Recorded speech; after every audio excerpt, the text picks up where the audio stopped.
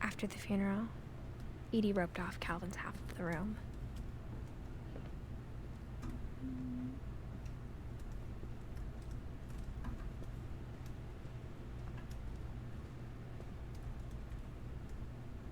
Mom said Grandpa Sam enlisted at 18 and never set foot in the room again.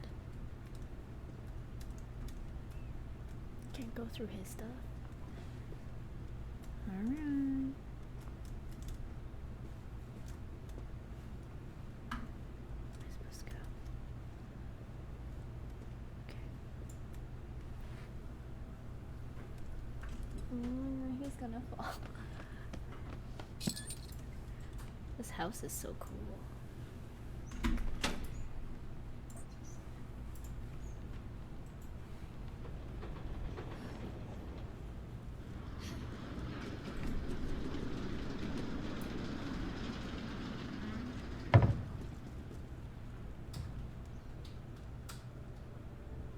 The passages were a pretty tight fit.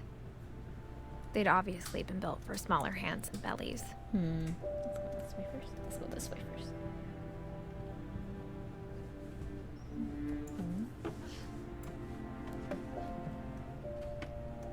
Growing up, I always thought of Barbara as a child star. I never thought about how hard it must have been for her afterwards.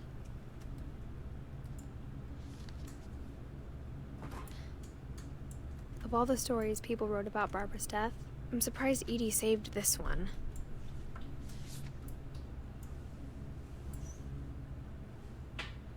Old Jack here with another ghastly tale inspired by America's most unfortunate family. I'm calling it The Surprise Ending of Barbara Finch. As a child star, Barbara was famous for her scream. Now at 16, she was all washed up. A has-been. But in a lucky break, she'd been asked to perform her signature scream at a local convention for monster movie fans.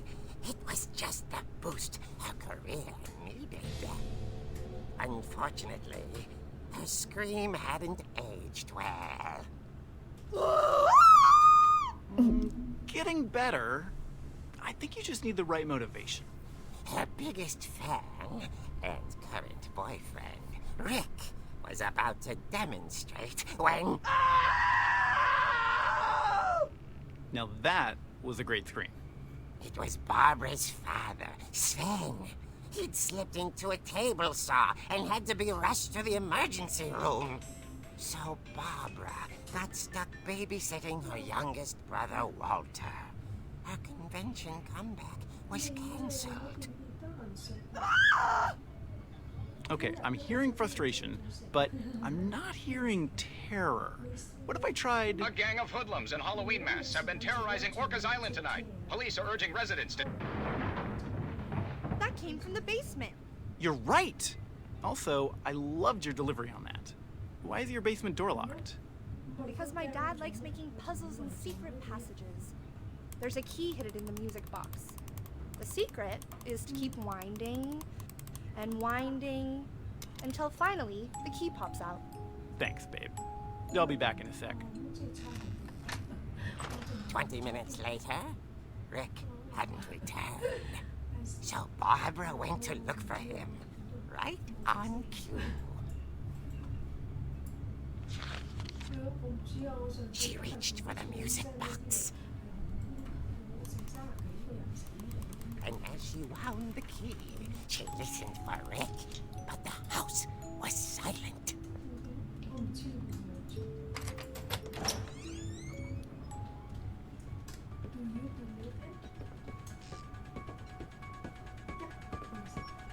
She found Rick's crutch and imagined the worst.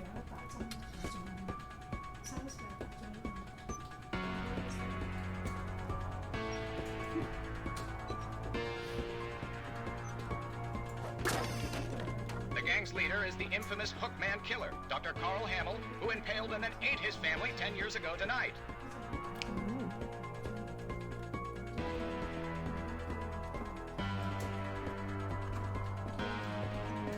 The old fridge rattled and grew still. Oh dear! Oh. Rick? Barb, relax. I was just trying to scare you to help you find your screen. Well, I'm not scared, Rick. I'm furious. Then act furious. All I'm getting from you now is that you're hurt and confused and you're... She threw him out, but she kept a little something to remember him by. Barb, have you seen my other crutch? And she was still holding it when she fell asleep watching the late picture show. Hours later... Barbara! Walter, what's going on up there? Ah! Okay, I'm coming up. But if this is a trick, you're dead, Walter.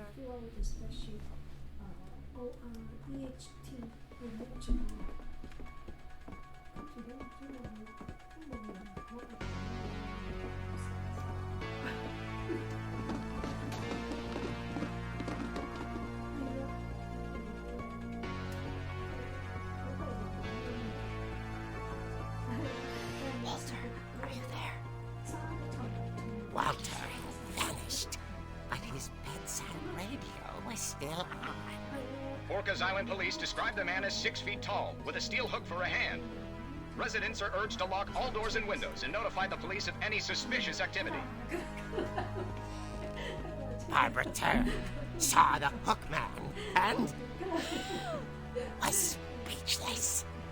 He was quite smashing.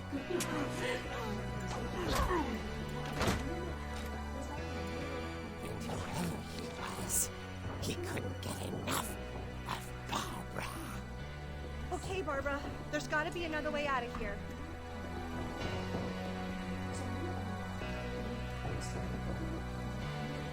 That night, she played her part beautifully.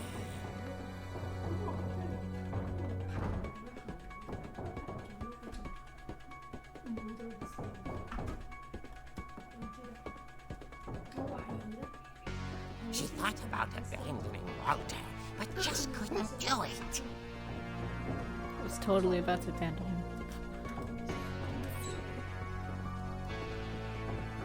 Molly's door hadn't been opened in years. The hinges groaned.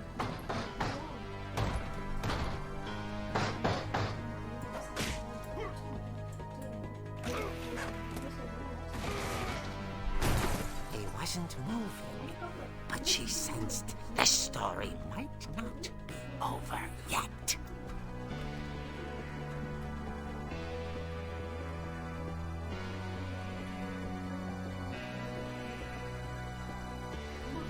The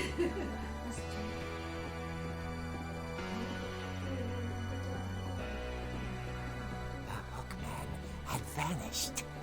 She listened for his breathing, but all she heard was...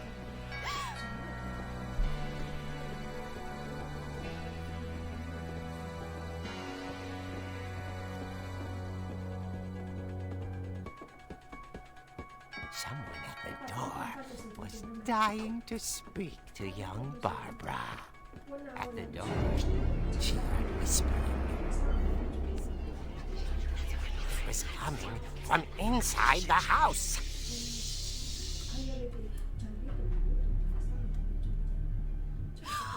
Oh dear.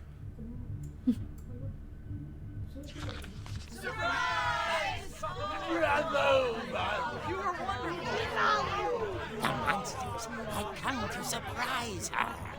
For Barbara, it was a dream come true. Then she saw what kind of monsters they were, and she realized what was about to happen. She was going to be famous. And with her final breath, Barbara Finch gave the performance of her life.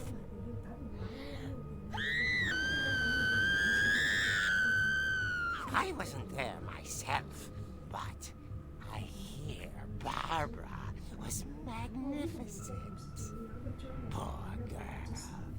She had a taste for stardom. But unfortunately, so did her fans. Of course, the police blamed it all on poor Rick, who disappeared the same night. And little Walter? Hiding under his bed the whole time. He took it all pretty hard, but that's another story. As for Barbara, tucked inside the music box was all they ever found of her. Her ear. Now that's what I call a real eerie tale.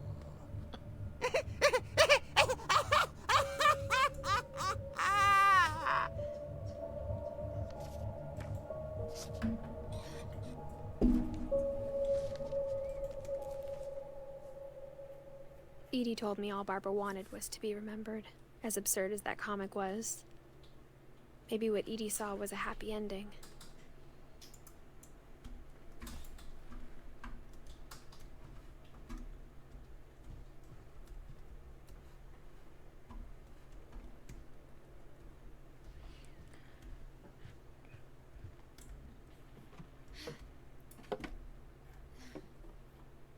I guess now I know why Mom didn't like me playing with the music box. So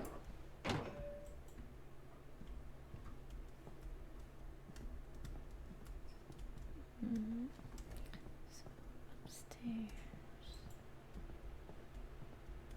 These are. Guess I'll go to the basement. Or check out Walter's. It's funny. All those times I played with the music box and never found the basement key.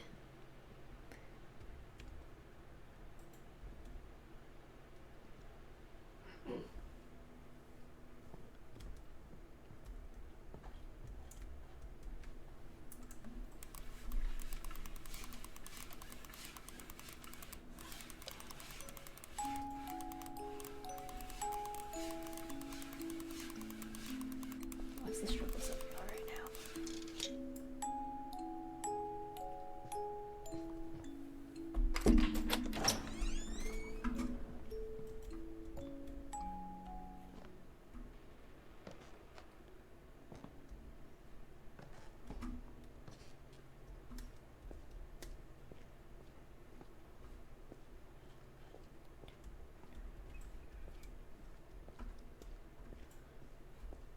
Mom said the basement was off limits, unless I wanted another tetanus shot.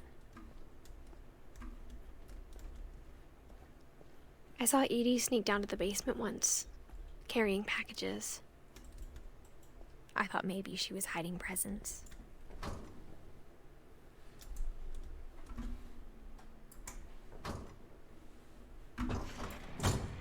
It turned out she was hiding a lot more than that.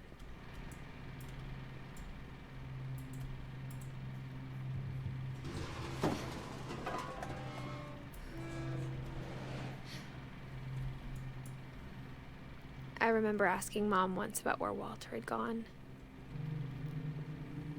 She said after Barbara died, he got as far away as he could. If there's a pattern in all these stories, I think it's that none of us has gotten very far.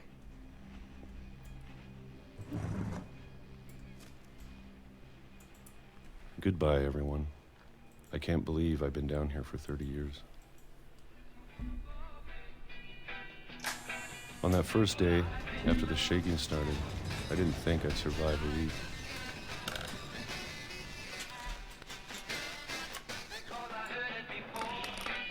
But after a few days, I settled into a routine. That's what kept me sane. Having a schedule, living for today. I always expected to be dead tomorrow. But if you wait long enough, you get used to anything.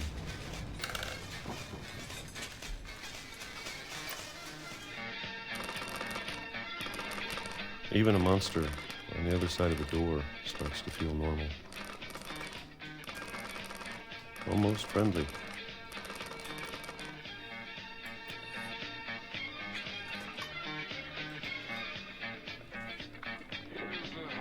And then one day, everything just stopped. Whatever that thing was, it was gone. Maybe it got tired of waiting. Or maybe I just got tired of being afraid.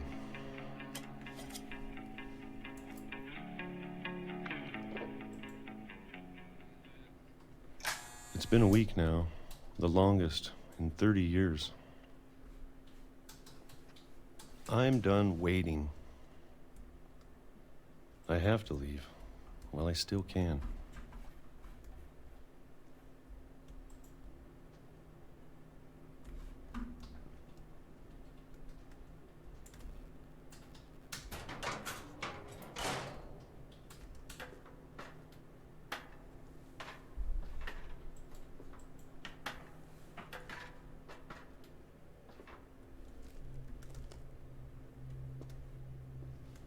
I know it's out there somewhere.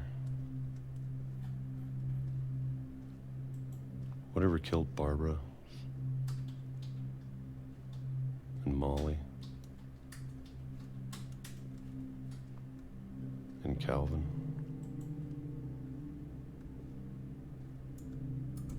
Maybe this is all a mistake. But I need to stop living the same day, even if it kills me.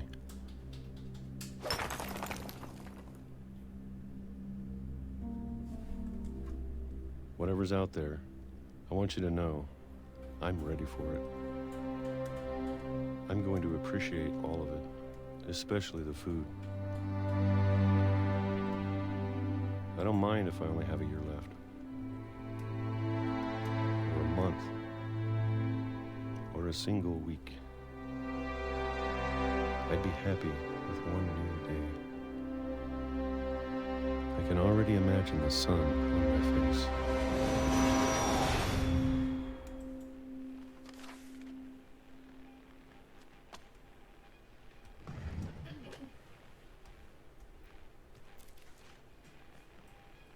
Walter died when I was 6. I can't believe my mom never told me he was down here.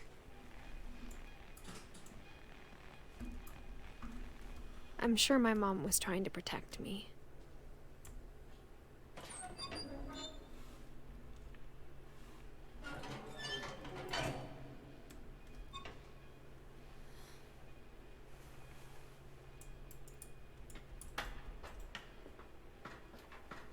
Maybe she was afraid I'd end up like Walter. But if she never told me about an uncle under the house, I can only imagine what else she was hiding. I don't want to make the same mistakes she made. Trying to bury something that's still alive.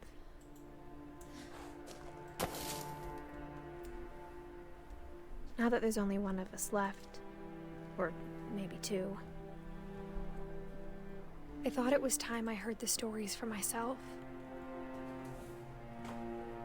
and found out what happened to everyone else.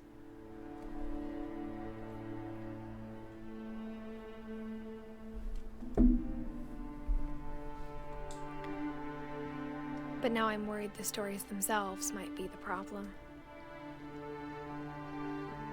Maybe we believed so much in a family curse, we made it real.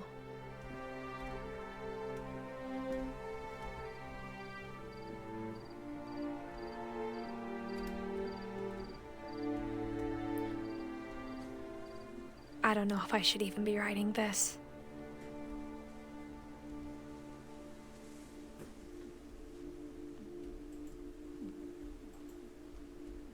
Maybe it'd be better if all this just died with me.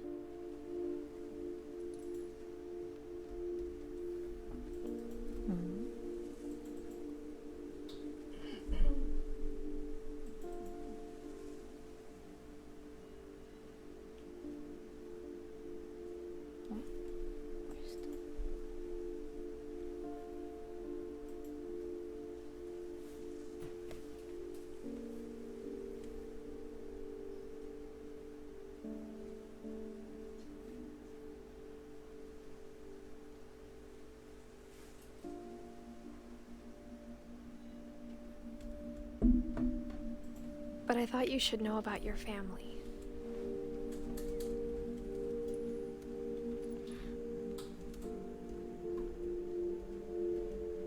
And the history you're a part of.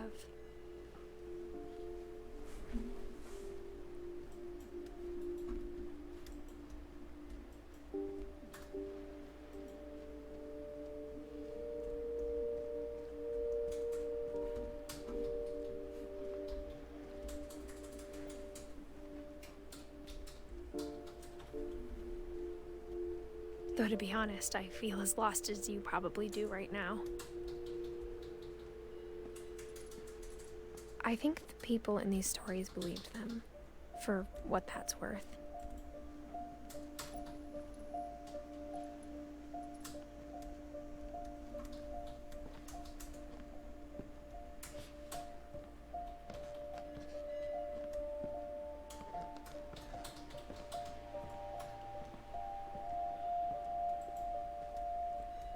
And when you look at the house, that history of imagination and stubbornness and madness, any of it seems possible.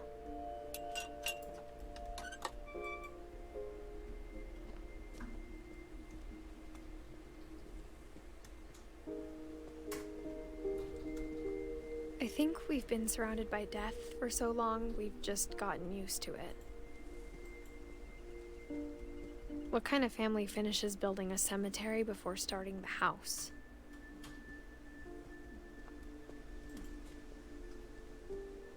It's embarrassing for me to admit this, but the pet cemetery made me more uncomfortable than the human one. 3 of the gerbils were mine, and 2 had been my fault.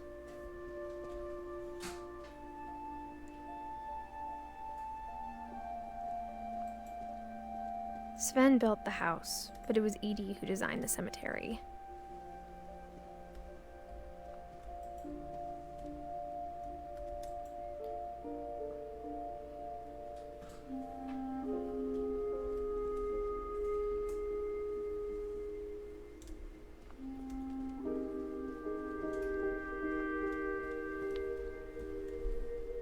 I'm sure Odin's monument had been Edie's idea.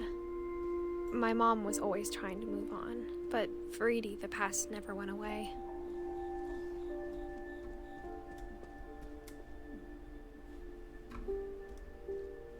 She could see it poking out of the water at low tide.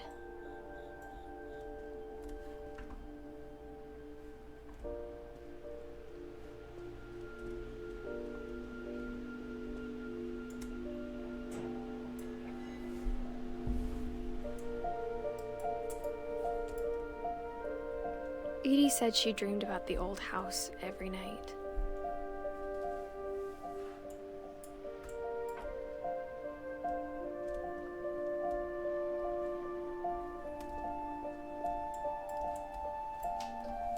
Hey, can't look at it again?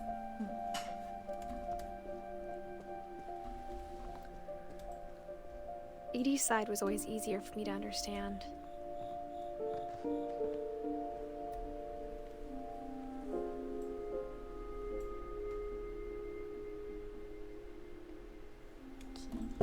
But the older I get, the more I can see where my mom was coming from.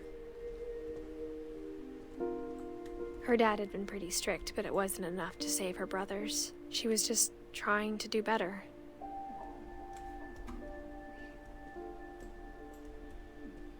She lost 2 of her brothers, just like I did. I get why she tried so hard to protect us. We never found Milton's body, so my mom insisted we were putting up a monument, not a tombstone.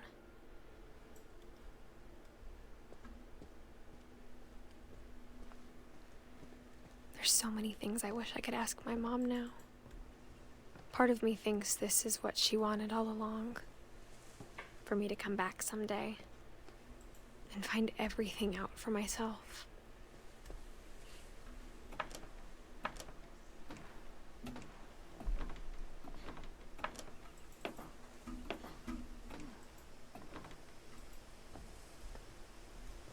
But looking back on it now,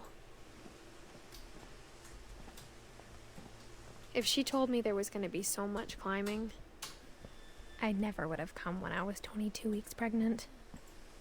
Hmm.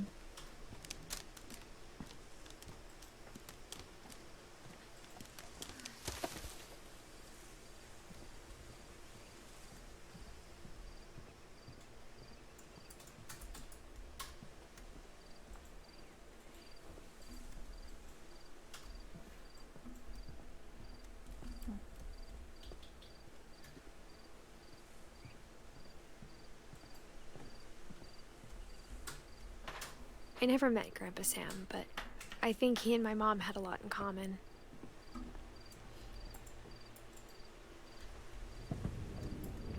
They were both pretty intense. Sam spent his life shooting photos, but Mom said he got nervous being in front of the camera. I guess we're all afraid of something.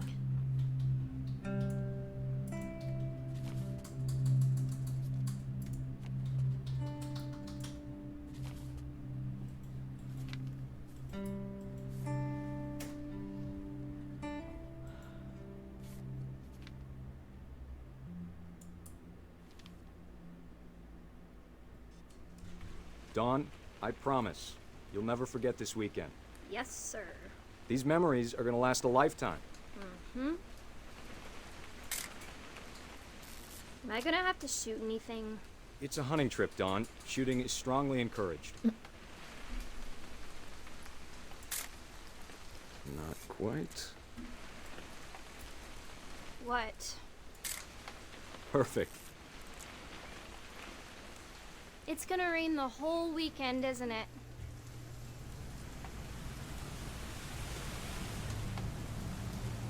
Please just take the damn picture. Hey, language. I will never forget this weekend, Dad. Okay, got it. I'm gonna take some pictures, okay? Just be careful. That camera's older than you are.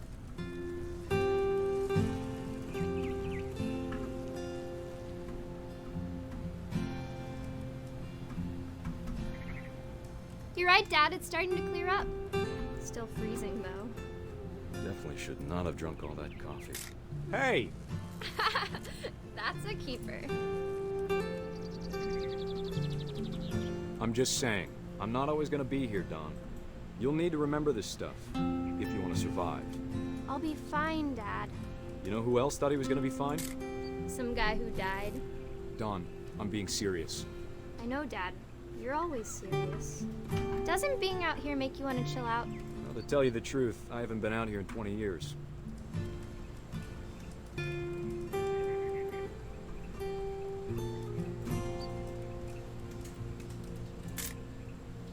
Last time I was with my brother Calvin. Man, that was a great trip. Your grandpa Sven taught us how to fish, how to build a fire. Dawn, don't you think you could find something more interesting to photograph? We found an old logging trail. There were deer everywhere. I bet if I could remember where that trail was, we'd spot a buck for you in no time. Give me a minute to check the map.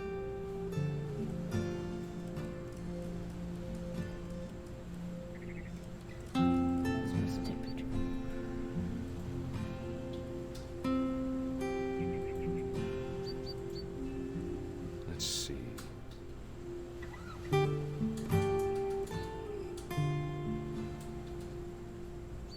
Maybe.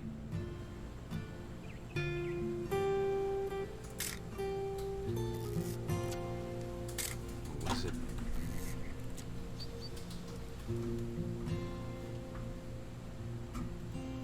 I'm supposed to take a picture. Could have been.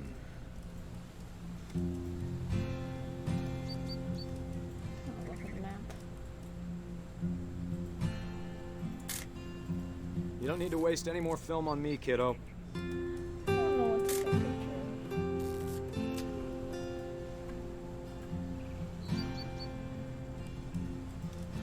Am I looking for?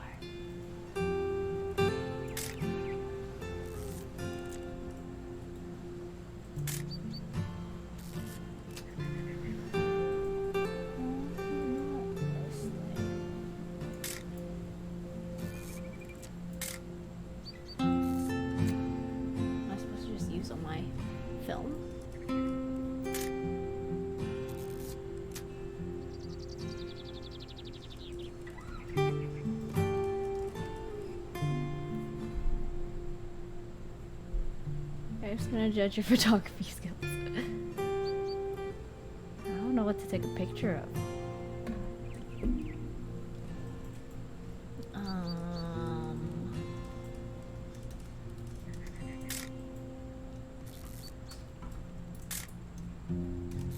What do I do? Oh, maybe. Dad! Good eyes, Oh Dawn. my gosh, that took so long. Okay, I'm just being dumb. Before you take the shot, let me get a picture of you. Dad, I... Let me get behind you. Do I have to do this? Dawn, you don't have to do anything. But if you want to survive, you'll need to be strong. Focus my shot. Now keep yourself squared up, elbows down, like we practiced. Whenever you're ready.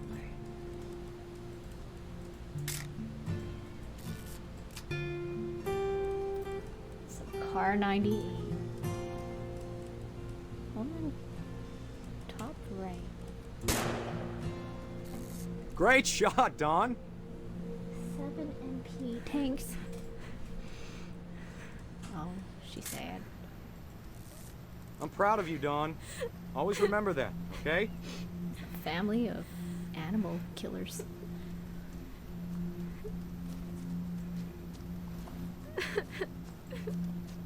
Sorry, Dawn. Just gotta reset the timer. Go, go, go, go, go. Run, my guy.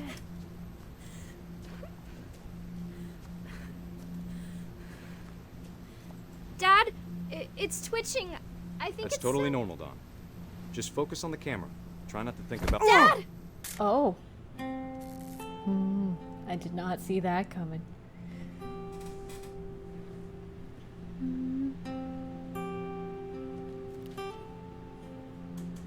Of all these stories, that's the one I wish most that my mom had told me. Let's see. We're like halfway through them.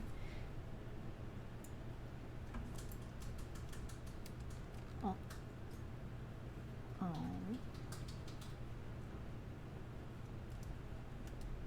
Instead of hiding from death, Sam seemed to go out of his way to meet it.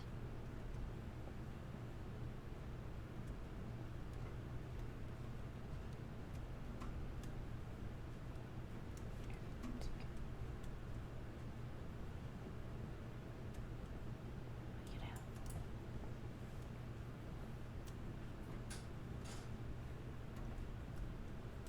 I came from there.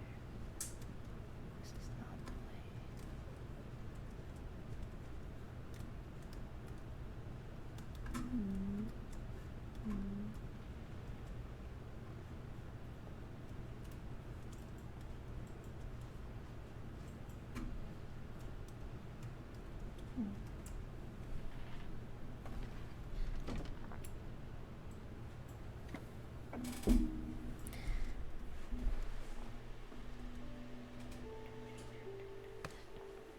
After Sam died, my mom and Edie got really close.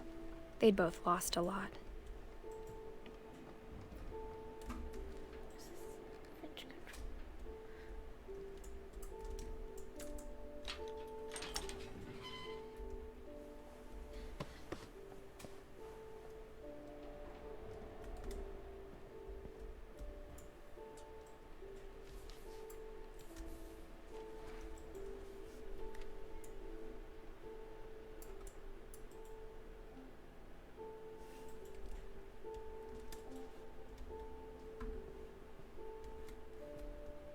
I can't imagine my mom ever writing poetry, and yet... A poem for Gus, who always said the wedding was a bad idea. Our father never hit us kids, at least not very hard, before the day my brother said with teenage disregard that he'd be dead before he'd see a wedding in our yard.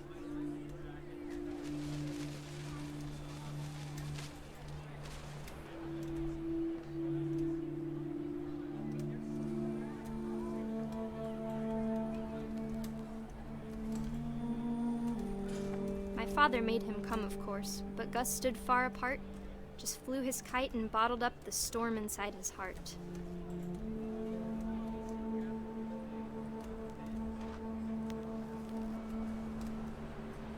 I tried to talk him out of it, but though he'd never met her, "We don't need a stepmom," were the words that I remembered.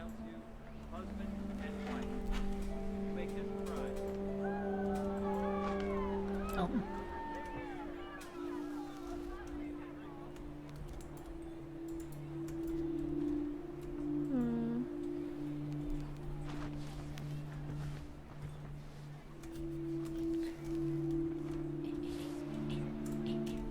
Okay, can everyone listen? I can't do anything with these words.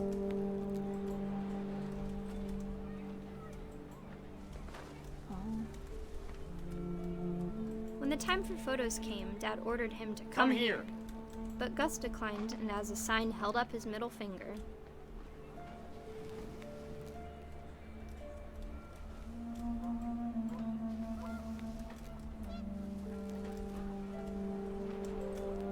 The wind picked up and panicked geese appeared and quickly went. But all the humans did that day was go inside the tent.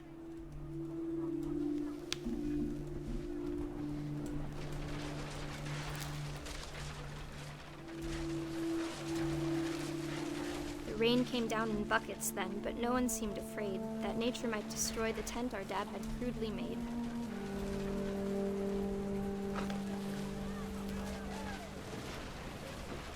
The thunder sounded much too close and full of angry power, but all my father said to this was, "Make the music louder."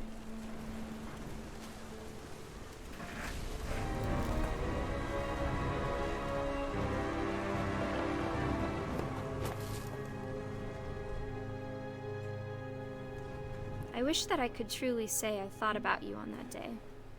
Out there on the beach alone, just you, the wind, the sea, and foam. But I didn't, until we found you.